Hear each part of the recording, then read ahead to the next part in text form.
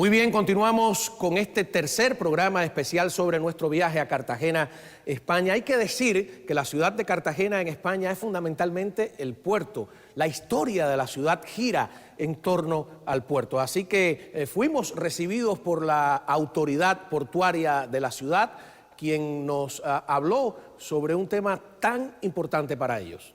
Si usted tuviera que decirle a un americano, a un turista, ¿qué ofrece llegar aquí por mar? ¿Qué ofrece Cartagena para ellos?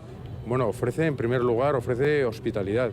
El espíritu, esa hospitalidad que tiene todo el mundo latino, es una hospitalidad que nace aquí, ¿no?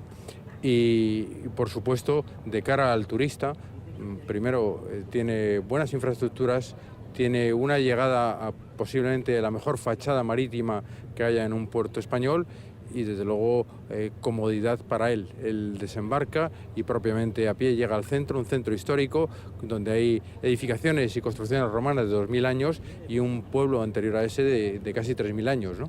Todo eso sin necesidad de ir en autobús ni nada, a pie. Nada, lógicamente la región en torno al puerto es rica y tiene posibilidad de visitar muchas instalaciones, muchos edificios. Tiene su catedral, tiene una zona de vinos, tiene parques naturales, etcétera, etcétera. Pero propiamente Cartagena, donde desembarcan los turistas, él a pie se sitúa en un mundo que, ya digo, tiene 2000 años con una historia impresionante, ¿no? La historia de la primera gran confrontación que se produce en Europa entre romanos y cartagineses. ¿Qué importancia tiene este puerto?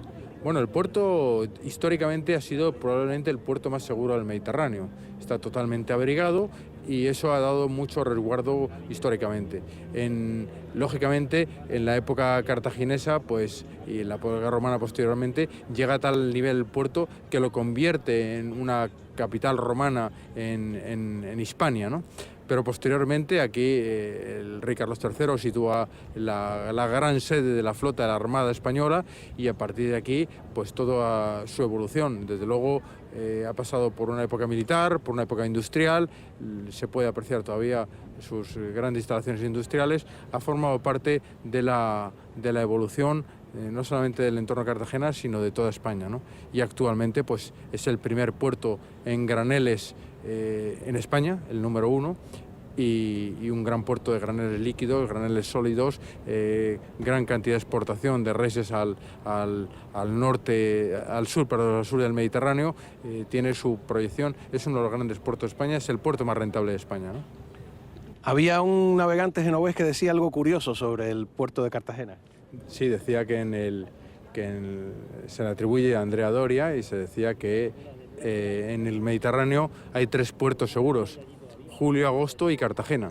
Era una forma de decir pues, que realmente era el puerto más abrigado porque, como pueden comprobar ustedes, es un espacio singular, rodeado de montañas, con una dársena una bahía perfectamente protegida, y eso es lo que da comodidad a la llegada de los cruceros y un buen clima, es decir, que se conjuga todo.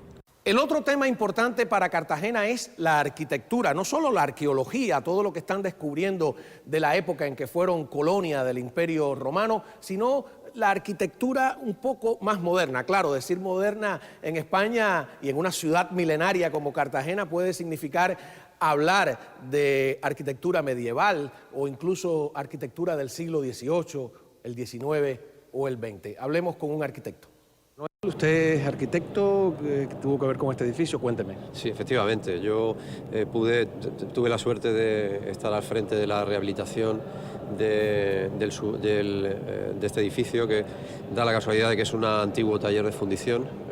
Eso quiere decir que en el siglo XIX las piezas de los barcos que se construían en este arsenal se fundían en esta nave. La nave es de 1875 aproximadamente, y el submarino Peral, que ha venido hace unos años a llenar este espacio, pues es apenas 7-8 años posterior, de tal manera que tanto el submarino, podríamos decir, como el edificio arquitectónico son contemporáneos. ¿Cuál es la característica arquitectónica fundamental de la ciudad de Cartagena? Pues Cartagena es una ciudad que cambia su morfología, sobre todo desde el punto de vista urbanístico, cuando a mediados del siglo XVIII, aproximadamente en 1730-40, el marqués de la Ensenada decide instalar en esta ciudad el arsenal. Y por supuesto, una vez que ya el arsenal militar estaba en Cartagena, había que abastecer toda una instalación de edificios defensivos para poder proteger en caso de invasión el propio arsenal. De ahí que haya tantos castillos en Cartagena, la muralla de Carlos III, los grandes cuarteles que hoy día son la Universidad Politécnica de Cartagena, que tiene 3 cuarteles, y todos esos grandes edificios, los magníficos edificios, son los que cambiaron decididamente la morfología, la forma de la ciudad, y es la que podemos contemplar ahora mismo. Déjeme aprovecharle de nuevo su condición de arquitecto, ¿no? Desde mi ignorancia, ¿no? Ustedes tienen un dilema arquitectónico aquí en la ciudad ahora tremendo, que es que hay edificios que son centenarios, que construidos sobre arqueología milenaria. Destruir uno para sacar a flote otro. ¿Cómo resuelven ese dilema? Bueno, es un debate apasionante que no es fácil de solucionar, porque cada problema puede ser diferente, ¿no? Lo normal efectivamente es que Cartagena, que es una ciudad en la que constantemente están apareciendo nuevos tesoros, basta con bajar o profundizar en el subsuelo para que aparezca una calzada romana, un mosaico, una escultura.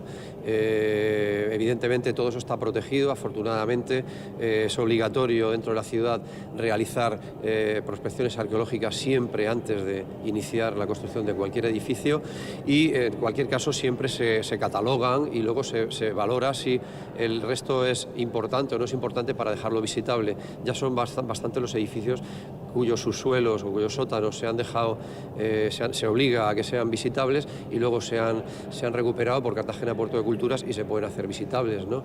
Con lo cual al final vamos ganando casi como una doble ciudad, una que vive abajo, esa ciudad milenaria de hace ya más de 2000 años, y otra ciudad que es la ciudad más contemporánea del siglo XVIII, siglo XIX, siglo XX, y yo creo que esa dualidad, esa necesidad de hacer convivir las dos ciudades, una porque es bueno para el turismo y otra es porque es bueno para la vida diaria de los que vivimos en la ciudad, pues yo creo que eso es un reto interesante, ¿no? Es que es una construcción distinta allí, ¿no? Que es una basílica. Sí. Ajá, ¿de qué época es? Bueno, eso tiene también una controversia. Históricamente se piensa que ahí puede estar una primera iglesia paleocristiana, porque se conmemoraba lo que se considera como la entrada del apóstol Santiago a España a través justamente de Cartagena, del puerto de Santa Lucía, ¿no? De alguna manera esa basílica, al menos en cimentación, se piensa que puede ser de aquella época, pero realmente el edificio que contemplamos ahora es un edificio bastante más moderno, siglo XIII, siglo XIV, y luego ha tenido una serie de, digamos que es medieval, y luego ha tenido una serie de intervenciones, y sobre todo el punto histórico clave que ha hecho que ahora mismo esté en esa situación tan ruinosa fue un bombardeo en la Guerra Civil Española, que sucedió en el año del 36 al 39, 1939. Los alemanes bombardearon. Más que Guernica, dice. Bueno, aquí estuvo también, me parece que fue la patrulla Cóndor, que durante, no sé si fue 4 horas, estuvieron bombardeando la ciudad.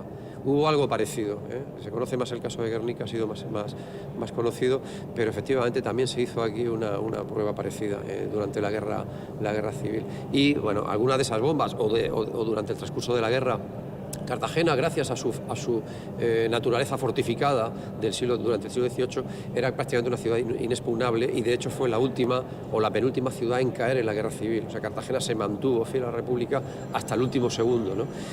No se vaya, que regresamos enseguida con más de este programa especial del Espejo.